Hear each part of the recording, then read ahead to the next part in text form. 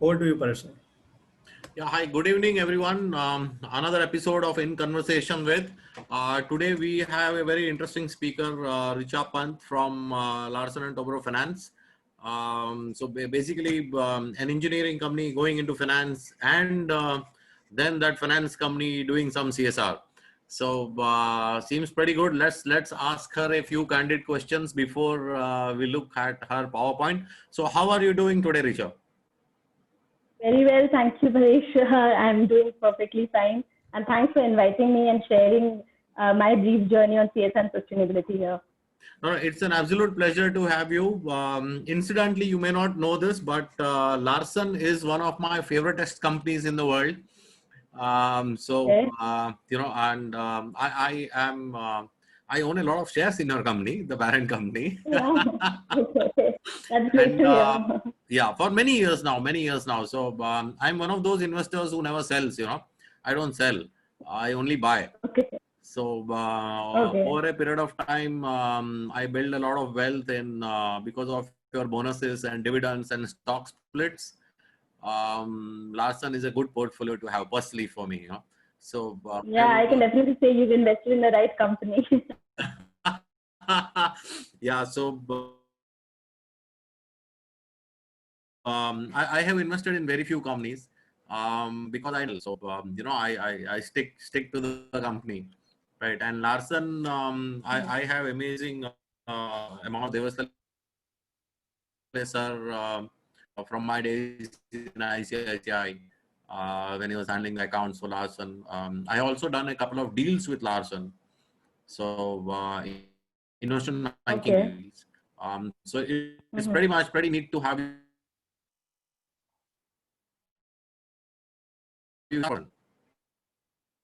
when you were studying. Paresh sir, you're Yeah, breaking. so if you see, Paresh, my profile. Yeah, there's some internet issue. So have you always been a CSR person? So, if you see my journey, I studied my social work from Delhi University. So, I have been a development sector professional. While initial few years have been on the developmental side, I was working with NAS Foundation in Delhi and then Navjyoti Delhi Police Foundation. Both my projects have been implementing CSR programs. You see, at that point of time, CSR had not evolved as a concept like how it is right now. This was, I'm talking about 2005 to 2009. And while working on that particular, these projects like the Levi Strauss Foundation project or the Gap Apparel Companies project in Jyoti, at that point of time, we realized that this is a space which is going to be an emerging space in the coming years because corporates have to invest in communities and they are looking at developing a social impact in the areas where they are having a presence. So that's the point where I realized that this is going to be a space and I should move into this particular area. And because of my, expertise in the development sector, the corporate that took me first was Sona Pure Steering. So I was working with Auto Ancillary Company in Gurgaon. And that's where my journey began in the CSR space. Interesting. So quickly tell us, what do you mean by CSR? So for me, so CSR has evolved, so I think CSR is all about creating shared value. And I feel that, it's about a win-win situation. It's not just only creating social impact. It's also looking at how business can benefit from a long-term perspective. So like I'll be sharing also, whenever we are looking at any CSR program, we need to first understand what are the needs of the community and also look at how it is related to the business value chain. So you need to, and therefore create a program that can be a win-win program for both these sectors. Only then it tends to stay invested for long. Otherwise, CSR is only a tick mark or a write a check approach, which is then not a very sustainable model. So that's the CSR for me. Mm-hmm. So tell me, do you encourage your employees to participate in your CSR activities? Oh yes, employee volunteering is one of our core areas. Our volunteers, they participate on a regular basis in the financial literacy program. As you know, being a financial services organization, we have tried to align even our employee volunteering on financial literacy domain.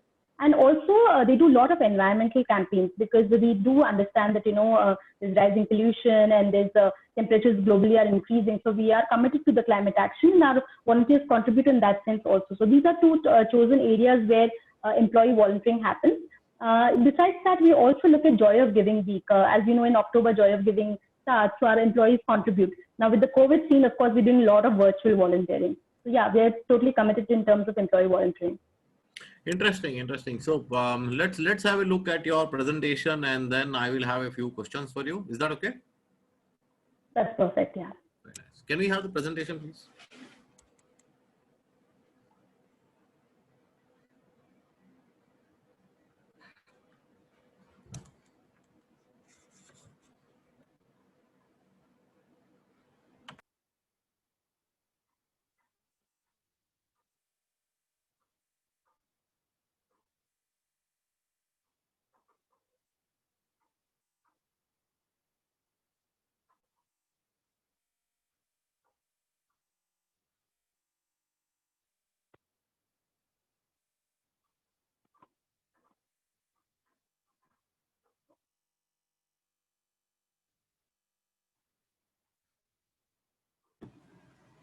Are the slides visible?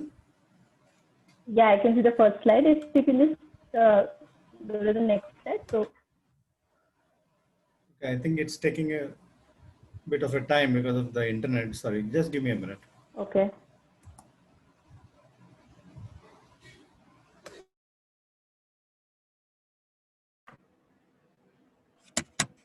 Okay.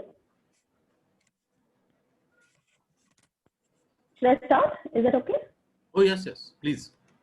Yeah. So, like I was mentioning to you, Paresh and Dr. State also, CSR, while there are organizations where CSR has been existing for centuries, like the Tatas and the Godrej's, the actual CSR, if you see from large companies, started happening in after 2014, which is mostly from a compliance point of view. But like I was mentioning, we need to look at CSR from beyond compliance.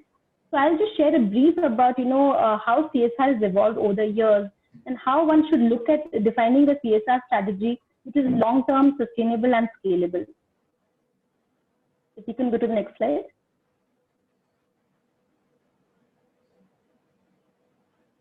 So CSR law, the Companies Act came into India on 1st April 2014.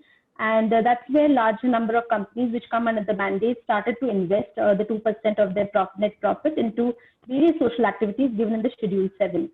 There are 4 stages of CSR which I will share in terms of evolution. A brief about shareholder versus stakeholder theory, why in fact we need to look in terms of stakeholder involvement. And of course, like I mentioned, the creating shared value. That's how my presentation is structured.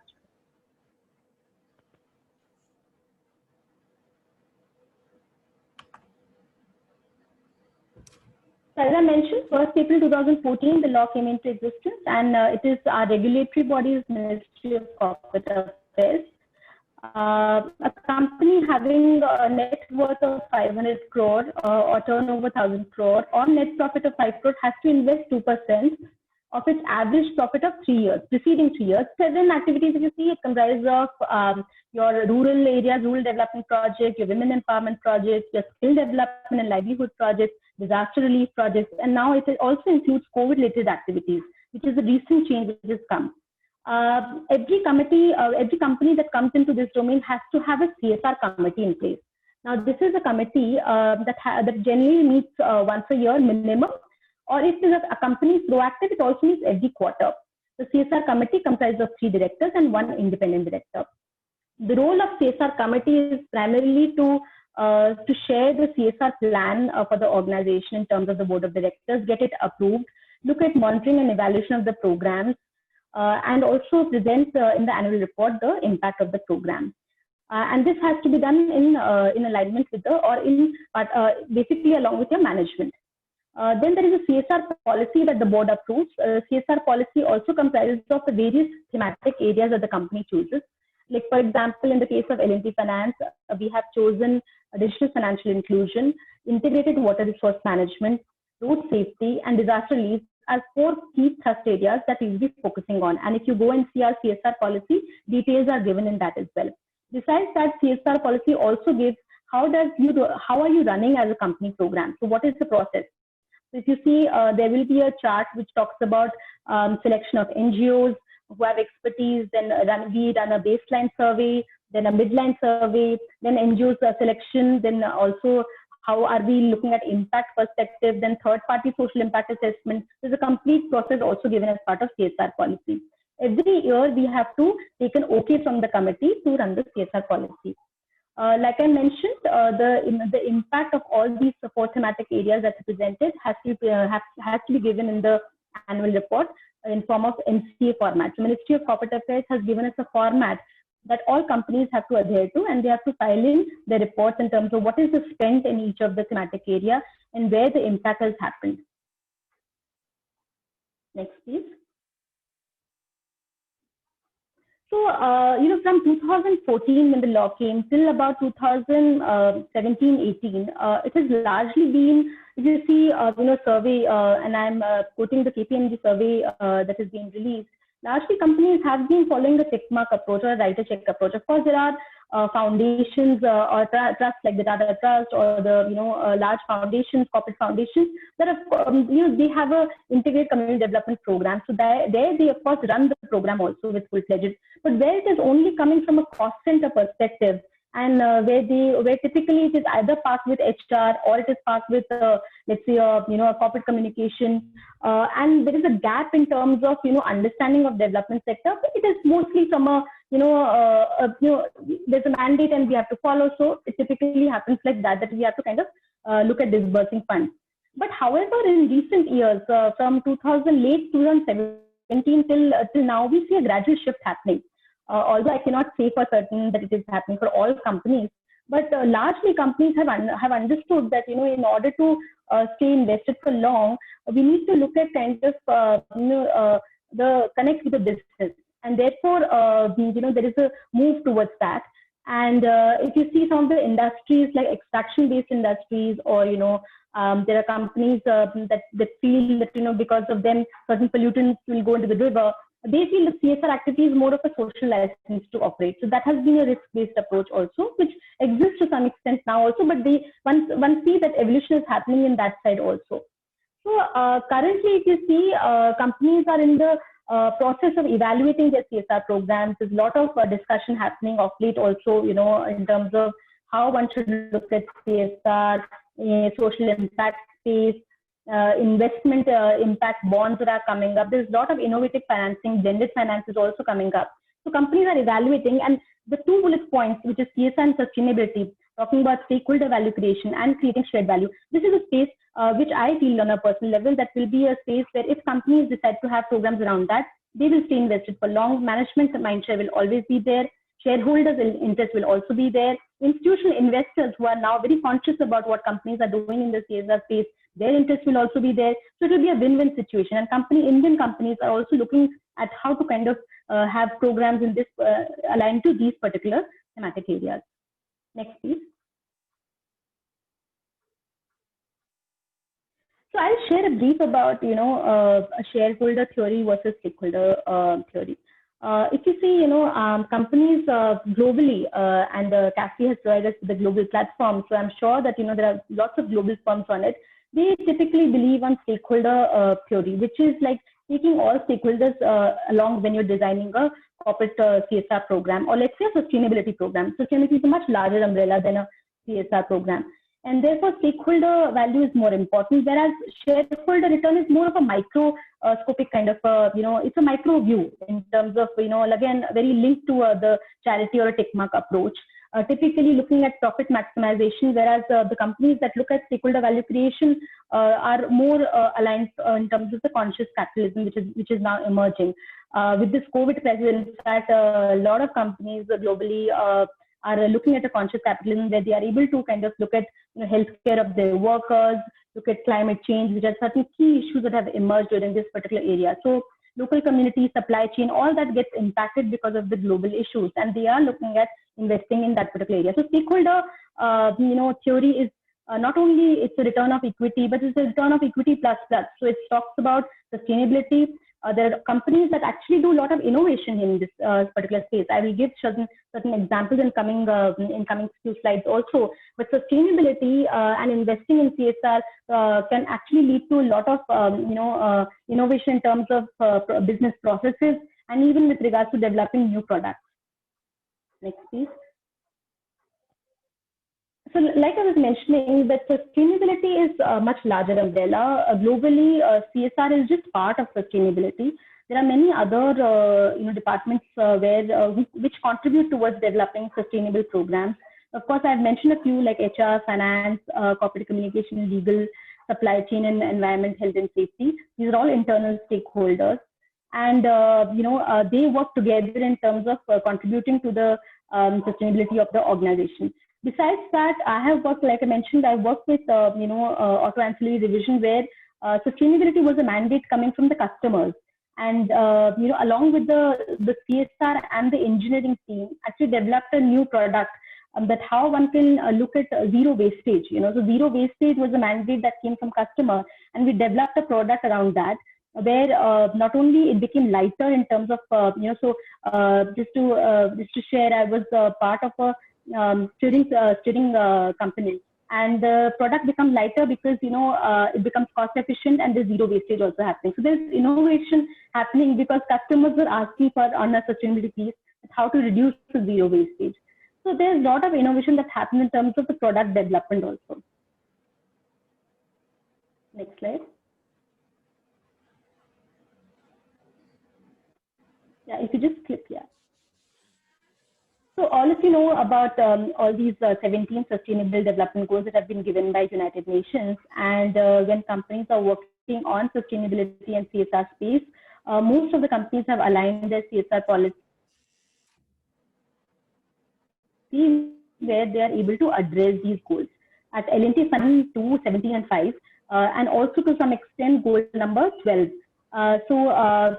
Gender equality is something that we're looking at through our digital financial inclusion program. All of them are in the rural development space, so the no poverty and zero hunger, we're able to address that. Climate change, we're addressing through our work with the farmers on climate resilient agriculture, along with addressing again a zero hunger situation. And we work in tandem with partners, whether it is the not-for-profit organization or even the government. So it is connected to the 17, goal number 17, which is partnership for goals.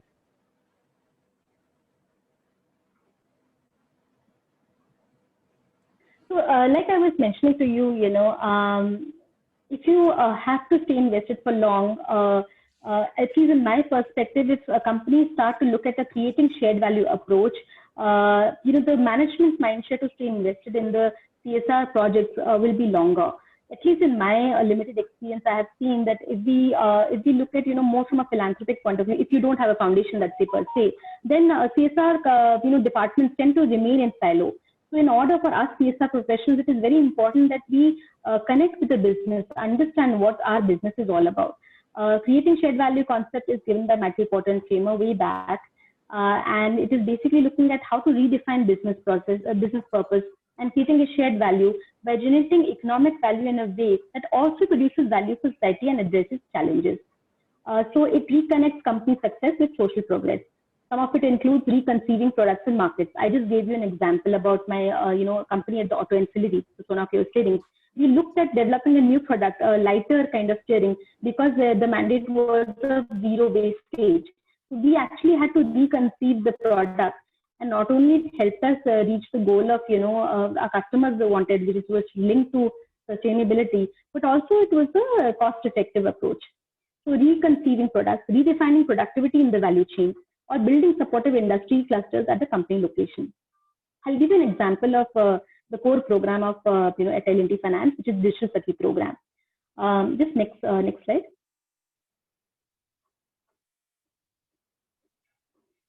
So, Digital Sakhi program we conceived in 2016 end towards when the demonetization happened. As all of us know that, when cash was not there, it most impacted the rural areas mostly, and there was a cash crunch. Therefore, it also impacted our business, microloans business. In microloan business, we give money to women entrepreneurs in a form of a joint liability group. So these are women entrepreneurs who are basically having, a small time poultry or a dairy, or sometimes even running a kirana shop. And the objective of microfinance, as you know, is to lend them money so that they can expand their business and become self-sufficient. So access to finance is something which is a core objective. Now, given that the cash was not there, how would they kind of, do the transactions? So therefore, we decided that, looking at this kind of distress, one should look at, a mode where they'll be able to repay using technology also. And as you know, smartphone connectivity has increased in the rural areas. Smartphone availability has increased. There are about 450 smartphone users in India. And, so we decided that let's focus on creating a program where we're able to kind of have digital modes of payment happening in the rural areas, and somewhere maybe long-term point of view, whenever similar crisis happens, possibly the EMIs and all can also, the customers will be able to use various digital modes of payment and using digital modes of payment, they can give the EMI. So that was a kind of a process, but at the same time, it was also aligned to Government of India's mission of Digital India. Like Digital India is something, and going towards a less cash economy is something that central government was promoting at that point of time, and is still doing that. And we feel that it is very strongly connected to that, because it is taking Digital India to the rural India. So connecting basically India and Bharat. So that's what Digital Sakhi program is all about. So typically what happens is we take a rural woman who's about 25 to 40 years of age, train her on basics of financial literacy and also digital financial literacy. And also besides that, we kind of add in a bit of a entitlement scheme training also. So entitlement schemes are typically the government schemes like Janani Suraksha Yojana or, Pradhan Mantri Bima Yojana, Fasal Bima Yojana. All these are also part of that module. But the module is in the form of digital modes, which is in the tablet. So we give Digital Sakhi a tablet, and inside that is a module. Now, again, we leverage our business strength. We are a financial institution. We know that, what financial literacy means. So we leveraged it. Not only CSR department, but our microloans department, our learning and development department, and then our implementing partners, which are NGO partners, all of us came together and developed this Digital Sakhi program. So it's a co-created program, again a shared value program, where we not only took our business expertise in terms of financial literacy, but we implement program where we have our customer presence. So wherever we have women customers present in terms of our microloans business, we initiate program there. Of course, being a CSR, one cannot, just promote business. We need to kind of look at the win-win situation with the larger community. And therefore, the program ensures that digital financial literacy is taught to overall rural community. So this Digital Sakhi, when equipped with tablet, when equipped with knowledge, conducts digital financial literacy, goes door to door, takes sessions for the community. And then post that, she also conducts DigiDhan camps. DigiDhan camps she conducts along with various banks, where again it is promoted by government and the banks in order to promote financial literacy in the rural areas. It is part of their mandate also, and Digital Sakhi also does that. Now, over a period of time, last 4 years, we have seen this Digital Sakhi has become a role model in the village. She is one lady to whom people approach in terms of making UPI payments, how to do transactions using mobile wallets, how to use debit cards. This is something people were not really aware. Not only that, the Pradhan Mantri, Jan Dhan Yojana, there were accounts that were created. So it's a successful model. But then people did not know that money has come into their account, and then they did not know how to use that money. So she is also the one who tells them how to start using that money, using digital modes of payment. Now, in COVID scenario, in fact, this model is working pretty well because, cash as such is actually pretty risky. The virus survives from the cash. Using digital modes of payment, sitting at home, people can do transactions. They can pay their utility bills. They can book their, if the railways are running, they can book their bus tickets, railway tickets, sitting at home itself. So now Digital Sakhi is the one who's teaching them all these things. And like I mentioned, in the challenging time, the program is running pretty well. And it's again it's a peer learning program. So if we go as L&T Financial Services, or even if our NGO partners go, the trust is not there with them, with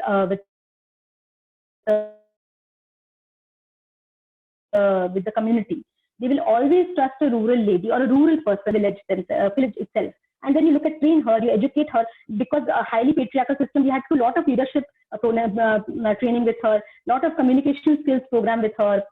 We also have National Payment Corporation of India as a knowledge partner. So as you know, financial literacy module, it has a certain longevity, but module has to be updated on a regular basis.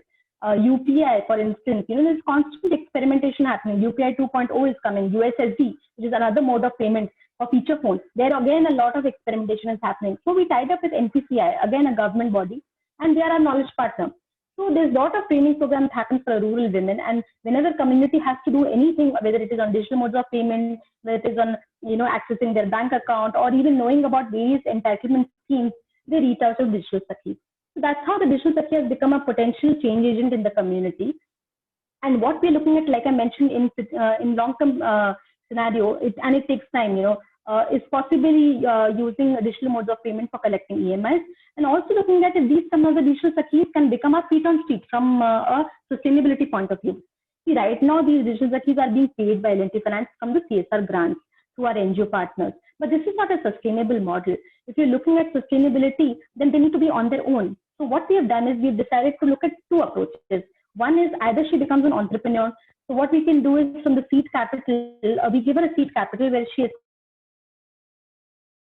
establishes a kirana shop, and we give her a POS machine that she can do a transaction, or community can do transaction, and she can start charging a small amount for that. Now, the more the volumes increase, the more she's able to kind of earn out of it. We also give her seed capital for establishing micro ATM, making the shop completely Wi-Fi enabled. This is from an entrepreneurship angle that she can run the shop on her own and start earning. The second factor, like I mentioned, because she's trained on digital financial literacy, and for last 3 years has been, or 4 years has been conducting sessions in the community, she has become a potential feet on street for the BFSI sector.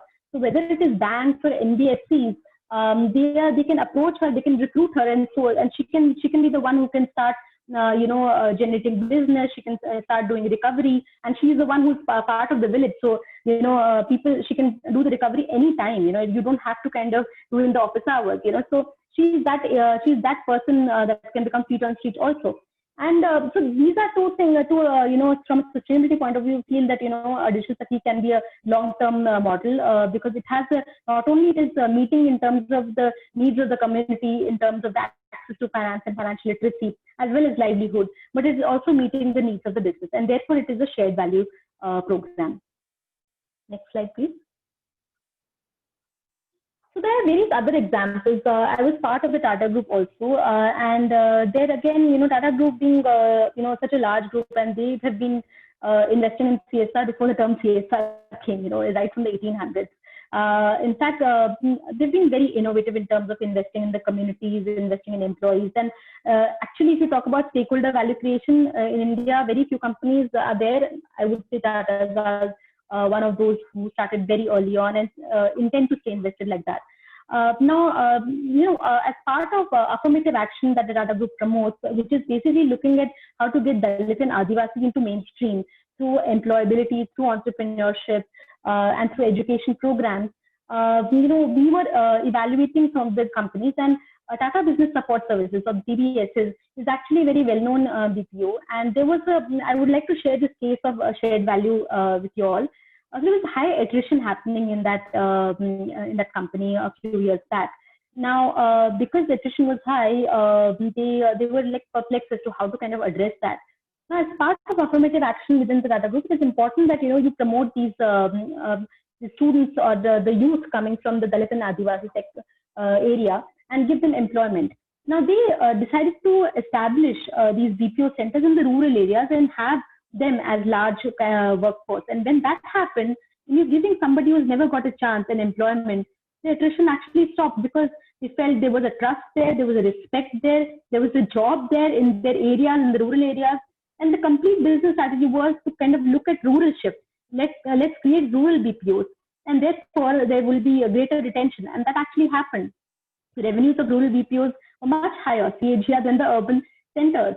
And that's the strategic shift that the company took, and it was profitable. So how can we create these win-win business models? It's something which is the future of CSR. And as I personally believe that, if one has to look at establishing long-term CSR programs and make it sustainable, one needs to look at models such as these. Next, please. So I think I've already shared, one has to look at a long-term profitable path as the goal, but not only profit, one has to look from a social impact perspective also. So I call it profit with purpose. again, it has to be very measurable. So like in Digital Sakhi program, how do we measure that, Digital Sakhi is learning everything, or is she doing the outreach in a regular manner? Because we pay her, right? So we pay her basis the target which is defined to her. Right now we have about 850 Sakhis pan India, reaching out to close to 8 lakh people. Now one Sakhi has to reach to about 1,000 people. If she reaches out to more number of people, she gets an incentive to do that. And how is that being monitored? It is monitored by our NGO staff. We do surprise checks. There are constantly checks happening whether whether those numbers are true or not. So as you know that one has to not only do a regular check from a beneficiary point of view, but also from an implementing partner's perspective also.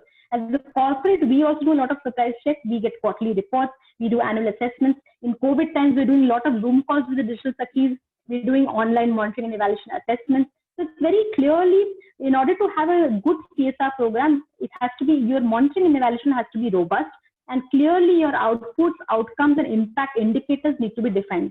This is called a theory of change model. I personally advocate that all CSR programs, whether it is this company or any other company, they need to be in the form of theory of change model. So you need to know what are the set of activities that you want to do, what are the inputs which will be required, both from societal point of view and business point of view, what are the outputs which are going to be there, more in terms of number, what is the outcome. So just to give you an example, outcome from a Digital Sakhi point of view is percentage change in the adoption of digital financial services within the community. So you are looking at percentage change there. Number of adoption services in the UPI space, number of adoption in the mobile wallet space, percentage in terms of increase in terms of basics of financial literacy, percentage increase in knowledge levels of insurance, various products of insurance. Again, increase in how much of increase in knowledge level has happened in terms of what they knew before in the baseline survey and what they knew after from a pension scheme perspective. So these are the outcome indicators. And impact, of course, largely is that how overall community has become digitally literate. So this is a theory of change model which needs to be part of a shared value approach. And of course, if you do all these things together, CSR departments will never be in silo. They will not be just one-off as part of just an HR or just a COPCOM or this particular thing. The respect itself for the CSR increases in the company if one is able to align with the business. So that's my crux for this particular presentation. Thank you so much.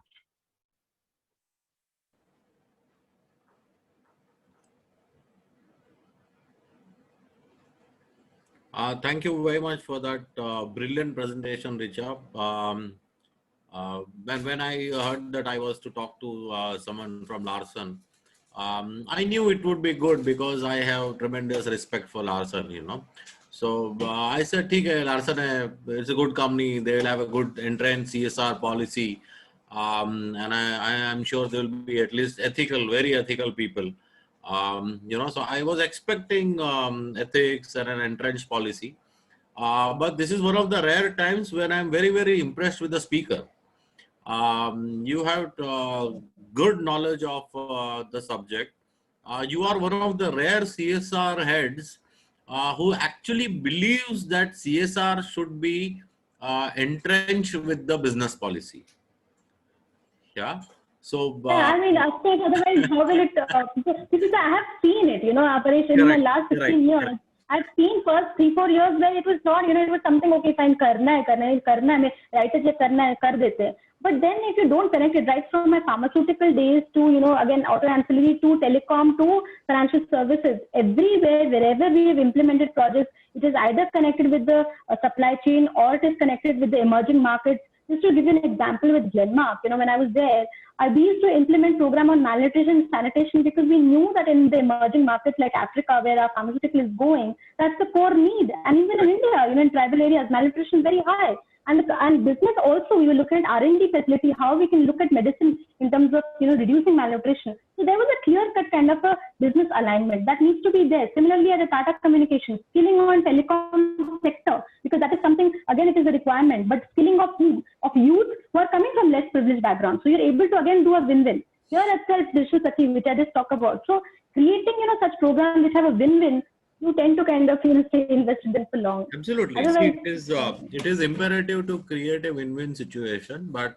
see, we are the world's largest CSR company. We have a presence in 52 countries.